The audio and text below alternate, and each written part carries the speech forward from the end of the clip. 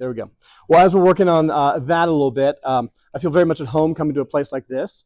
I actually graduated from a Christian high school, actually from 5th grade through high school, that was attached to a PCA church back in Nashville, Tennessee, Christ Presbyterian Academy. All of 11 people in my graduating class. You got to know everyone really, really well. And I noticed that my wife actually knows people here, so that's kind of fun, which is not unusual. When we first got married, we were going to a church in St. Louis, and I had been going there for 3 years. People knew her after 3 weeks who did not know me. And we're not talking a big church like Village 7. There was 100 people in the church. It wasn't like much thing. So yes, what I do at the Colson Center, my joke answer, and it's only half a joke, is that I read all day. That's literally only half a joke. Most of what I do is I help to evaluate either products that we're releasing ourselves. So if you hear the breakpoint things that go on or some of the podcasts, I make sure that we're not veering off into heresy. I also make sure we're kind of staying in that mere Christianity lane. I might be Reformed and some people might be Wesleyan or something like that, but we got to stay in that kind of C.S. Lewis lane. That's kind of where we have to stay on stuff like that. I also get to evaluate potential resources that we could use, some of which are over here on this table. 2 of the books over here, the Jonathan Haidt book and the Good Pictures, Bad Pictures book. I've read those. Very good resources for us as Christians, as Christian parents, people who are dealing with society. So my goal is to make sure the Colson Center, we're staying on target for that kind of thing. The goal of the Colson Center, I like to say, it's to help Christians with their Thursday afternoon faith. Sunday morning is one thing. That's great. It's important. You don't have that, you lose, right? But what does it mean for your Christianity outside of Sunday morning? What does it mean when you're being a parent, when you're being a worker, when you're being a friend, when you're dealing with technology? That's the sort of thing that we help people have those resources, again, to have courage, clarity, and confidence in the confusing age that we live in. So I've got 2 basic sections of what we're going to be talking about today. The first bit is a bit of a theoretical, like where we are as a society, how we're using or misusing technology. And then there's a little bit of time of questions here. You can you'll answer those at your tables. And then we'll come back, and I've got another little section to talk about how we relate to other times and other uses of technology. So, without further ado, here we go. And again, if I start bending over coughing, please don't take it personally. I've been struggling with a cough. So, okay, there's a lot of ways that technology has changed and even improved our lives. I could not have gotten here without putting the GPS into my phone. My wife can tell you I'm not very good with directions. I would have trouble finding the grocery store without a GPS to tell me where it is. And she laughs. But let's think about the way things have changed in the last few years. A while back, I showed our boys the old 1940s Superman cartoons. And if you've seen those, they're a lot of fun. If you've seen the 1990s Batman, there's a lot of echoing there. I knew I'd have to deal with the fact that there's lots of crass racial stereotypes in those cartoons. There are. If you've seen them, you know what I mean. What I didn't realize I was going to have to deal with is to explain to my boys what a newspaper was. They had no idea what a newspaper was. A few years ago, we were up at Keystone. It was a friend's house, friend's condo. It was a wonderful time. We got to go skiing and all that kind of thing. But the boys were mystified by this device that was on the wall. It had this curly Q tail that went all the way down, and it was a telephone. No idea. Or another time, this is about 10 years ago, we were with Emily's family in Kentucky at this lodge. And while the adults were figuring out what the day was going to be like, the kids sat down in front of the TV. One of them came up to us at one point and said, "Could you fast forward through the commercials?" Now, of course, now they're adding ads back into streaming services, so I guess we come some full circle on that. Now still, my kids, and I'm betting y'all's as well, have no concept of a world where they can't find the answer to pretty much any question by asking their device. I'm not going to say the name of the device because my tablet will pick up on that and try to answer the question. But it starts with an A. My youngest, who's now 7, we were in the car once. He was probably 3. And he said that word, "Turn down the radio." We were in the car. He doesn't know a world where that isn't in existence. So what's our world like? If you want directions like I needed today, you ask your phone. If you want music, you ask your device. Play any sort of music you want. Turns it on right there for you. If you want pretty much any information that's not super secret government stuff, and of course in a town like this, there are probably some of you who have some super secret government stuff you can't talk about. But if you want that, all it is a click or a call to Siri away. All you got to do. Think for a moment about the technology I'm talking about. It's so woven into our daily lives, we don't even think of a world without it. But how old is this technology? Our phone here that's recording, my phone here that's in my pocket. How old are smartphones? First iPhones, what, 2007? It's not that long ago.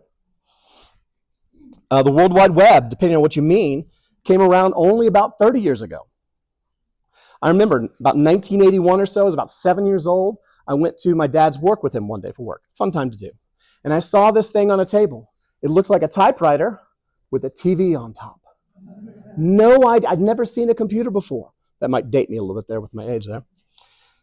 Now that's all fun or at least neutral. But what about those things where it's not so fun and not perhaps so neutral? The prosperity and technology of our lives, they've given us all these things, the wealth and health and the tools. They give us all these advantages in life. They've, in a sense, removed us from life in ways that aren't healthy. Now, we could talk about this in a lot of ways, and people have written lots of books, and some of them are over here. We could talk about the way that our advancing technology and our advancing health technology, how that affects the medical profession. How people we do not go to the doctor to see a wise counselor who can help us with our bodies. You go check out. It's just another service provider. Just the way you want a different cereal, you want this health product, this medicine. And that greatly affects our health. Or we could talk about the fact that many students, particularly at the college level, how do they write their papers? You put the prompt in the ChatGPT. Sadly, there's some reports of teachers using then AI to grade those. So think about that. You have AI written papers being graded by AI. You may see war games back in the day. Tic-tac-toe, it's that kind of thing. But perhaps the easiest way to address this is the way that we talk to one another, the way we communicate. Now, it's no secret that our discourse, our public discourse, is anything but civil. Now, part of my job at the Colson Center is to get the hate mail. Got a thick skin. Between being Southern and waiting tables for 20 years, I can smile right back at you. My favorite insult I've ever gotten, someone accused me of being an Edomite. I don't know what he meant by that. I mean, I know what an Edomite is. I don't know what he was trying to say by that. You're going to get contexts like that. I'm used to that kind of thing, of dealing with that kind of thing. But why is the thing so bad? Or are they? If you study history, or if you've seen Hamilton, okay, how did Hamilton and Jefferson get along? Not great. See some of the things they said about each other. They were awful. And Jefferson and Adams as well. They were brutal to each other. Or we got Reformation Day coming up next week. You ever think what Martin Luther would do with Twitter? Anybody knows your church? Oh my goodness. There's actually Tom Holland, the historian. He has an article talking about Luther and Twitter. It's fair to say, however, that things are worse in certain ways today, right? It's not that people are worse. It's that technology enables and perhaps even encourages us to be worse in the way we speak to each other. And a lot of it boils down to the almighty click. The more clicks you get, the more people see what you said. Not only does this mean that the more irrational, the more emotional, the more strident comments get more attention, it creates a feedback loop. It's a literal reward system, both mechanically in terms of you get more attention, but also you get that ego boost. The more radical you are, the more you get. So at the individual level, you're drawn to say ever more unbalanced things because that gets more attention. But also, the algorithms then reinforce this. They give more attention to those more unbalanced things, making it seem that it draws you more. These algorithms, it makes it seem like the fringe is the center because you're seeing more and more of the things on either end, and you begin to think of the center. It creates caricatures. If you like those things, you're going to think that the fringe that you like is more mainstream. If you're on the other side of that particular issue, how then do you view your opposition? Because of the algorithm, the technology going on there, you then view the other side as irrational, as emotional, as extreme, having no arguments whatsoever. Now, another element is how short our statements have become. Very bite-sized things. There's the online joke about how we used to think that it was lack of information and ignorance that made people foolish. Well, we know better now, right? Because with the age of information, we have access to everything. That ain't it. But here's how this plays out. Nuance doesn't get clicks. Subtlety doesn't get clicks. You taking the time to present a thorough argument, taking the time to present the other guy's argument in a way that he will recognize himself in, that doesn't get clicks. Doesn't play into the program. Shorter and shorter summaries, stereotypes, and blurbs. That's all we have time for in a hyperactive age. The end result, to borrow from poetry, is the center cannot hold. Each end of the spectrum pulls further and further away in any sense of compromise. You try and have a compromising statement between two warring groups online today, you are treated as anathema. You're a traitor against morality itself. How can we expect to have a conversation, let alone build a constructive society, if that's the terms of the conversation? A related issue is what you might call cyber Gnosticism. Now, if you know your church history, you'll know Gnosticism was an early church heresy thing that very much denigrated the value or even the moral value of the physical world, in particular our physical bodies. Now, it's been long dead, but it manifests today in some ways. We don't need to go into too much about it, but what we see is it's been reborn as technological development encourages us to see ourselves in non-material terms. At the smallest level, think of your friends. I hope you have friends, as Emily's meeting up some people over here. Hope you have friends you meet with face to face. That's a very good thing. But I'd bet in our day of Zoom calls, remote working, and social media, there's a fair amount of people that you're close to, perhaps even grown closer to, through these social media things. Several people in my life, whether it's professional or personal connections, I feel closer to them than I do people who are around me in my neighborhood. Now, this is not in itself a bad thing. It's actually a good tool. It means that I can talk to one of my colleagues at the Colson Center, Shane Morris. I've seen him maybe 20 times in my life. We communicate every day, but we've only seen each other a few times. It enables us to have personal connections and do work projects that are actually very helpful. But also, this allows us to make a false persona. We joke about the Zoom meetings where you've got your professional suit up here and you're wearing pajama bottoms down here. Have I done that? I don't know. Maybe I have. But there's more to it than that. You can do a fake smile in a Zoom call. Everyone's done the smile that you do that I'm paying attention. Yeah, we all do that in Zoom calls and things like that. But we can also present such a manicured life that has nothing to do with reality. These hyper-curated Instagram posts, Facebook posts, Twitter lives, you're much wittier on the things you can control in such environment.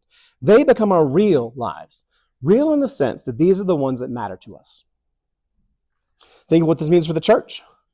Back in lockdown days, we all had to stay home. And well, that also meant we stayed home from church. Whatever you think of how all that played out, there was a drastic and detrimental effect on church attendance. For some, once they stopped going to church, literally in a physical sense, it was simply a habit that once broken, they never renewed. They left church and never came back. Now, that's his own lecture. But what's pertinent here is that for a lot of people, they kept going to church, but more and more online. I don't mean that they thought it was unhealthy to go to church because of COVID or whatever disease. That's its own conversation again. They thought it wasn't they thought it was unhealthy, they thought it was unnecessary. The physicality of coming to church. The actual physical gathering together as a body. A body wasn't important in their understanding of Christianity. They got all they needed from online sources. I'm not knocking the opportunity that were provided by streaming services. It's actually very helpful. I stayed home from church on Sunday. Did I watch the service? Oh, I feel guilty now. I didn't. But when you're sick, it gives you a chance to have a touch of Christian fellowship. You can sing if you want by yourself in the shower or whatever. You can listen to a sermon. You can receive something of it. But there's a difference between having that as an option and seeing bodily participation as optional or even suboptimal. When we reduce our Christianity to simply the sermon, to instructions and data transfer, we're no longer living as full Christians or even as full humans. We're failing to bring the reality of Christian truth into the whole of our lives, that Thursday afternoon Christianity.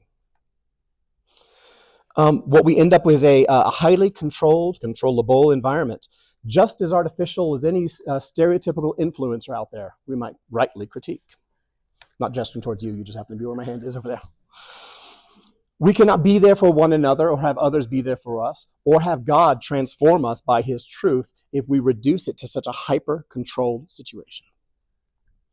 Another way we see this cyber-Gnosticism is the way online world shapes the way young people see their bodies. Dr. Leonard Sachs, in a presentation he did for the Identity Project that some of the Colson Center has done with several other groups, made an interesting observation. 20 years ago, young women, while they would talk to their friends, for sure, they'd also write their inmost thoughts in a diary. This is a way for them to process in private all the mix of things going on in an adolescent girl's brain. I haven't been one of those, but I hear it's a bit of a scary time. Lots of things to process. It was a way, again, in private, for them to have constructive self-criticism, for them to find themselves. It's a healthy thing. What do they do now?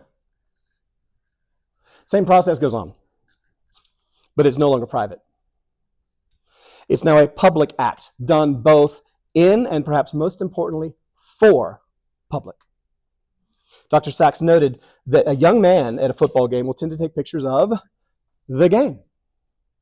Young women will tend to take pictures of themselves at the game. They take pictures it's of themselves, but not for themselves.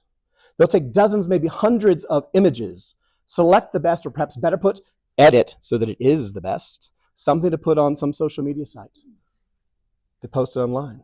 Everything is about image, body image, about maintaining, again, a hyper-curated, artificial standard of beauty.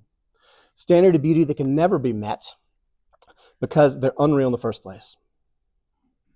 Think what this does to their psyches. Whole world is fake and image. Their self-worth. Think of what that does to them. Then there are the boys. The most obvious place where the boys fall into this is illicit material. Such things have always existed. You go look at the ruins of Pompeii, there's some sketchy pictures. There's some sleazy pictures there. Not new. What is new is the access. The access that you can get right here. Punch a few buttons and you can see the far worse things than you could see in any filthy store back in the day. With increasing more vile images just a click away, boys, and I do mean boys, if you see the stats about how early these boys are getting access to stuff, we're talking 10, 9, very young. Disgustingly low. They're being pulled into a bog of filth and it saps their strength and breaks their growing souls. Now, as important as that discussion is, and it's very important and it needs to be had, that's not what I want to focus on, at least not directly. Instead, I want to talk about the indirect consequences of this adolescent male online life. And that's they're leaving the real world for the online world. It's different than what we see with girls. Goodbye. But it's the same embrace of unreality.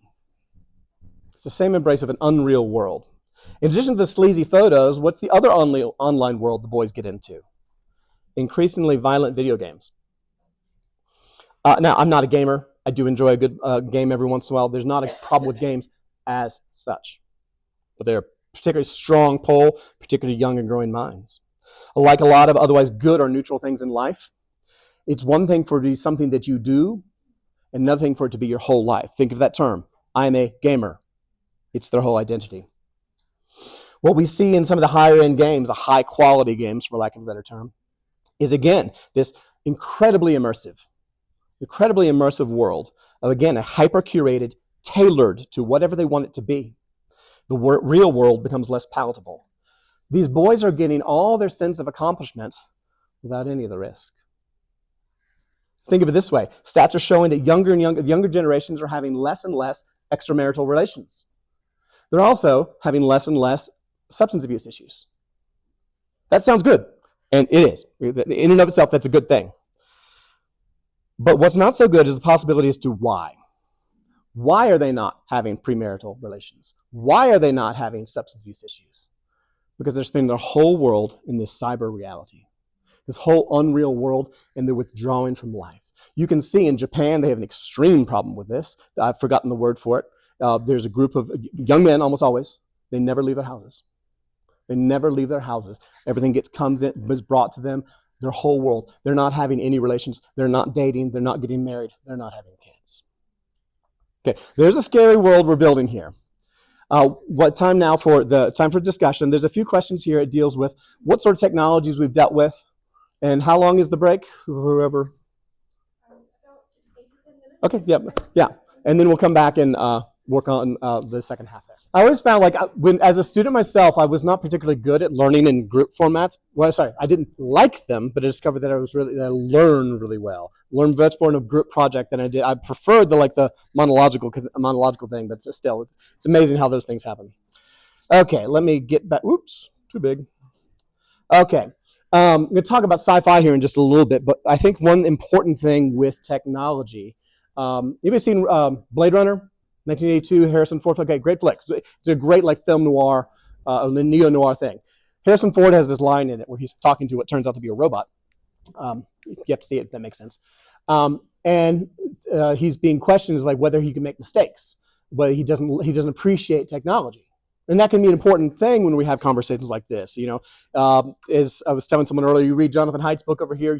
If you haven't yet, when you do, you want to take your children and hide them in a cave somewhere. So it can be very easy to slip into the no technology thing. Harrison Ford's line there, Deckard's his name. He says, technology is, I forget the exact wording, technology is either a benefit or a hazard. If it's a benefit, it's not my problem. It's kind of a terse way to put it, but that needs to be part of our minds. Technology is not a bad thing in itself. It can be put to bad uses. It can be a benefit or it can be a hazard. We're going to, just to talk about here how we got to this place a little bit here. Okay, so one of the beautiful things, I'm a history buff. Part of it's my job. My degree was in historical theology, but also it's just fun. It's fun for me. One of the fun things about it, most beautiful things, is reading back in the past and seeing just how similar people of the past were to us. Now, that might mean you look over your parents' picture book and you see the same glance, the same things you enjoy and things like that. But it also can be reading something other. I've been going through a whole bunch of like classical literature. So stuff from like Pliny the Younger and Cicero and stuff like that. All sorts of fun, nerdy stuff. But when you look at it, sometimes the observations they'll make about life, you're like, that guy gets it. I love that, the similarities. They had the same fears and struggles and ambitions that we do. They wanted meaningful labor, wanted a meaningful life. They wanted relationships that mattered, connections to people. They wanted a degree of prosperity and safety in their environment. Technology comes and goes, but those things endure. At the same time, there are some differences, and those differences really do matter. Most of us have had our share of pains in this life, some more than others. But what we consider to be unfortunate and unusual, given our technology, given our health, given our safety, for them would have been common. I used to tell my students when I would teach history that most of them would have had multiple siblings die in childhood. People didn't not live a long time in the past. They just died young. I know that sounds like a contradiction. What I mean is, if most people, a lot of people, the only reason the average age was only like 30 was because a lot of people died at 5 or younger. And that's horrifying for us. Absolutely. One of the reasons that there's all those wicked stepmother stories and all the old fairy tales is how many mothers died in childbirth. It was a much harder world. Few people in that time and past would have traveled beyond the place of their birth. Fewer still would have had the chance to choose their profession or their lifestyle. It wasn't an option. You did what dad did. You did what mom did. Whatever it was. Can you imagine telling one of our ancestors, even just 150 years ago, just a few generations ago, hey, I'm done with or you have your kids, I'm done with high school, I'm going to take a gap year and backpack around Europe to find myself, right? No one would have had an idea about that. And I'm not knocking Europe. I've been to Europe. It's beautiful. If you had a chance, please do so. But the simple thing is, if you talk to someone like that from just a few generations ago, it's not so much that they would have disagreed. They wouldn't have a concept of what you were talking about. Go find yourself. Just survive.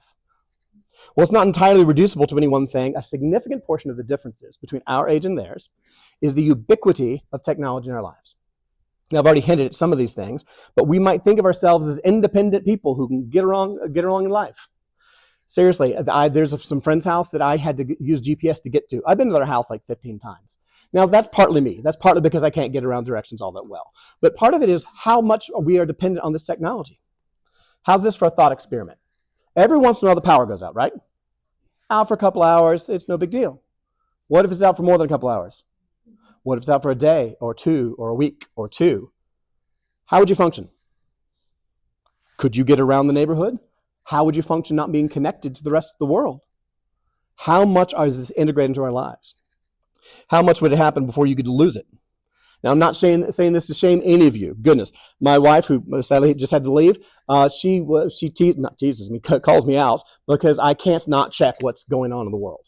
Now, part of that's my job. I'm supposed to pay attention to lots of things that are going on in the world, but it's like it's a little addiction here. I can't not. I always have to check. First thing in the morning, wake up in the middle of the night, that's what I check. And that's not healthy. So I'm not slamming you, but it's interesting is how advanced technology is so integrated into our lives, it's hard for us to imagine life without it. Whatever commonalities we may have with the past, there are some key things that our sheer technological abilities set us off from pretty much any time previous to, say, 100 years ago, even less than that. And not all these differences are to our favor. Look, I'm no Luddite. I'm not being anti-technology. As I said, the whole Harrison Ford quote from Blade Runner. We're not being anti-technology. I love history. I don't want to live back then. Think for just, how's this for an example? Indoor plumbing, showers. 100 years ago? Just think on that for a while. Okay, what that means. We're not interested in getting rid of technology. For another thing, many people who kind of decry the evils of technologies say, oh, let's go simpler. There's nothing wrong with that sort of attitude. They're looking for virtues in the past that aren't necessarily there.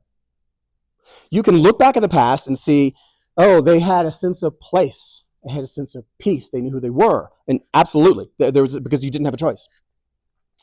But I note that it doesn't really count as virtuous to lack a sin you're incapable of committing. Just as a 2-year-old isn't good, terrible twos. We all know what terrible twos are like, right? A 2-year-old isn't good because he can't rob a bank. He can't rob a bank. It's not that he doesn't or won't rob a bank. He can't rob a bank. Those in the past weren't necessarily better than us on account of not being able to fail in ways that we can and often do. But there's more going on than that. As much as we might like to talk about getting back to nature in a natural frame of mind, there's a sense in which being human is intrinsically technological. To be human is to use technology. What is God's call to Adam and Eve in the garden? Tend the garden. He didn't say merely live in the garden. He said to tend it. And I would argue, extend it. That means, okay, I'm not a gardener. My wife does all the gardening things. But I know that to garden is to give shape. Your yard that you leave by itself is not a garden. A garden takes intention, takes shaping, forming, imposing order on the wilderness. It's to take to the natural properties, to alter or even improve the natural world. That's what a garden is. Put another way, it's to use technology. All the things we do, gardening, agriculture, pottery, architecture, painting, sculpture, masonry, quarrying, construction, any sort of work we do, all of these are taking what God has made, using our minds that He has given us, and using the innate traits within those things in order to change the world, to create something new, to imitate Him in creation. Now, that's all right if we do it right. And for most of history, there was only so many ways we could mess it up, right? If all you have is a wooden plow, you can't really spoil the environment all that well, right? You're just not going to have the capacity to do so. Excuse me. And again, for the most part, they just simply couldn't. Again, like a child who can only hit you so hard, that's not virtuous. Jenny, you have an itty bitty. I'm sure she's hit you, right? Doesn't really hurt, but that's not because she's good. No offense to your child. But which we all have that experience with our children. It's not that they're good. St. Augustine of Hippo has this great line about that, talking about the children they're not good because they simply lack the capacity. When we talk about these things, we can talk about the importance of environmentalism, things like that. But when we talk about technology, the dangers, the key thing is that's not so much the issue. The issue is more about how this technology can harm us today. Finding that balance is a difficult question. Finding the balance of how do I use a tool and not erase the natural environment? How do I use the good gifts that God has given me for technology, like we're filming here, the technology here, and actually be a constructive thing? Now, there's lots of people that asking that question, and strangely enough, we're not obviously we as Christians and we as people in our age, almost said modern age, we're postmodernists, right? Postmodern age. We're not the only ones who've talked about this. And one of the places, again, to talk about sci-fi is it's an unusual place. Sci-fi, we usually think of as two things. One, it tends to be leans atheist, not people we usually agree with. The other thing is it tends to be all about technology. And as much as sci-fi is very often centered on technology, it's not as much as you might think. If you take technology out of a story, it's not a sci-fi story, right? But technology in a sci-fi story is not that. I rearranged my argument here, so I got to think through how to phrase this. What we see in this sci-fi story is not so much a celebration, but a criticism or conversation about it. When we talk about things like Blade Runner, as I mentioned, it's not about technology. It's about what does it mean to be human. It's all about these robots that look just like human, and you can't tell which is which, and how they don't even necessarily know that they're robots. The question is, what makes you different than a robot who has all the capacities, if not more, as a human being? That's the questions that it's asking. Or you think back even earlier. Think about the classic sci-fi trope of a mad scientist. What is the meaning of a mad scientist story? Technology comes with a price. Comes with a cost. If anyone knows, there's a Jewish myth called a golem. It goes back centuries and centuries. And it was all about making out of mud, and you do an incantation over the mud pile that's in the shape of a human being, and it becomes alive. And what's the lesson there? I mean, it's kind of an early sci-fi, if you want to put it that way. What's the lesson there? There is power in that, but there's danger in that. There's actually an X-Files episode that was pretty good. One of the classic books I'm reading right now is the Faust story. Dr. Faust, he sells his soul to the devil in exchange for knowledge and wisdom. Well, what is that? It's a warning that seeking ultimate knowledge and ultimate power is a deal with the devil. Or we think of Frankenstein. By the way, does anybody know how old Mary Shelley was when she wrote that story? I think it was 19, but yeah, still, teenager wrote like one of the best sci-fi stories of all time. That's amazing. That has nothing to do with what we're talking about. It's just incredible. But she wrote this, and we think of it as a horror story. Got Halloween coming up next week, right? We think of it as a horror story, but it's actually more a sci-fi story. It's about technology 200 years ago. It's about trying to become God, become master of the world, and become your own creator will destroy you. Or you think of 100 years ago or so, there's this movie by a guy named Fritz Lang called Metropolis. It's a silent German film. So I don't know if you're into German films, it's going to be weird, right? Okay. But it's all about this society where there's hyper technology, this industrialized world where there's an elite on top and these workers underneath, and how they're crushed. And there's revolts and all kind of stuff. All sorts of interesting questions about what it does to human nature in a hyper denaturalized world. Or if you want for something a little funnier, same basic story, modern times with Charlie Chaplin. He loses his mind in the midst of the pressures of living in this hyper-industrialized world. Or again, nearly any monster story from the 1950s. That's one of my nerd things, is I love those things. Or think about this, Fahrenheit 451. We know that story, right? Generally, we think of the Fahrenheit 451 as the government comes and imposes a rule that keeps people from reading. That's not it exactly. That is part of it. But the government doesn't impose a rule that people don't want. The explanation within the story is that people stopped wanting to read. Where there's this whole conversation where they explain that all these books get summarized smaller and smaller. So Hamlet's a paragraph. The Bible is just a couple of pages. The whole logic was society wanted smaller and smaller bite-sized things. Sound familiar? Right? Smaller and smaller things. So that's where the pressures came in there. Or you think about, I already mentioned Blade Runner. There's the story Gattaca. The ability, you've seen that, it's about genetic engineering and creating a perfect child, a product, what that does to the human experience. Fundamentally, what we see in our stories in sci-fi, one thing that tells us, a telling shift that happens. If you look at a story from the 1950s or 60s or something like that, and there's a crazy scientist in a military thing, what's happening? Usually it's a mad scientist who either wants to take over the world or is trying to save the world, either case.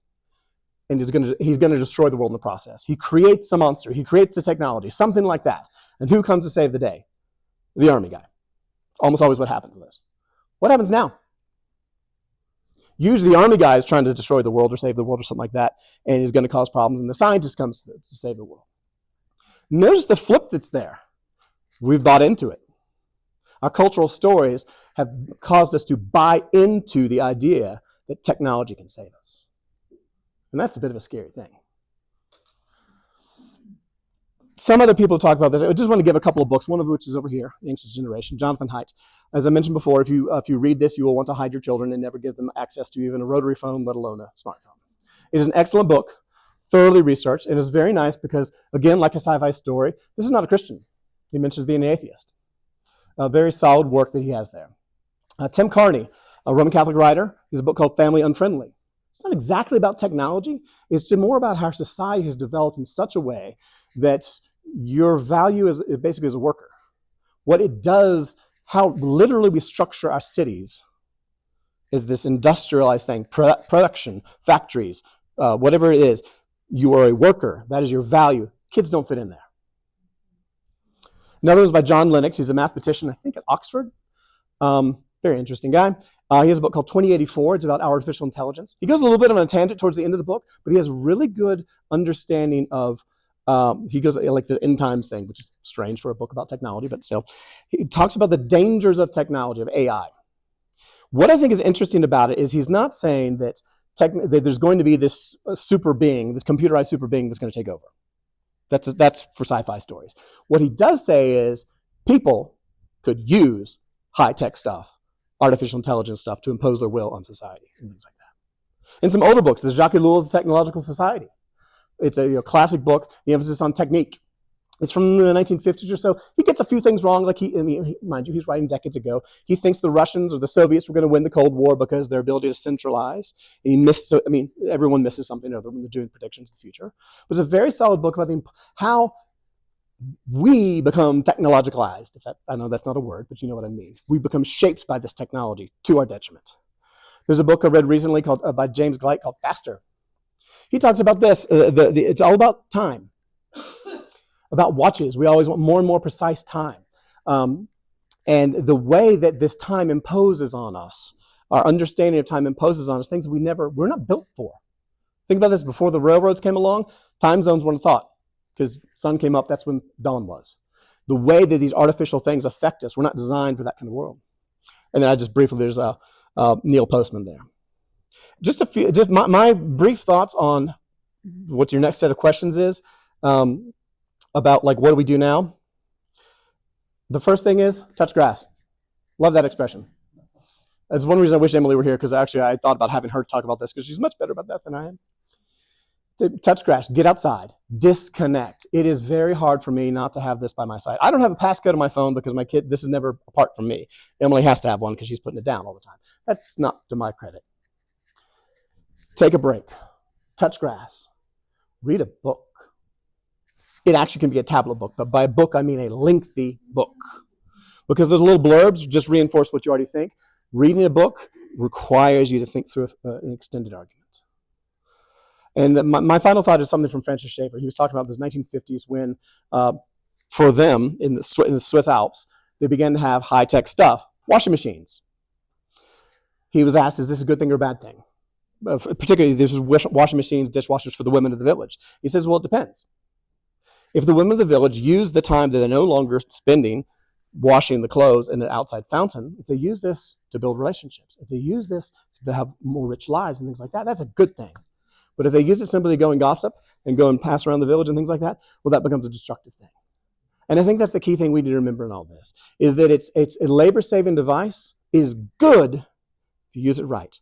That is, use tools, don't become the tool. So.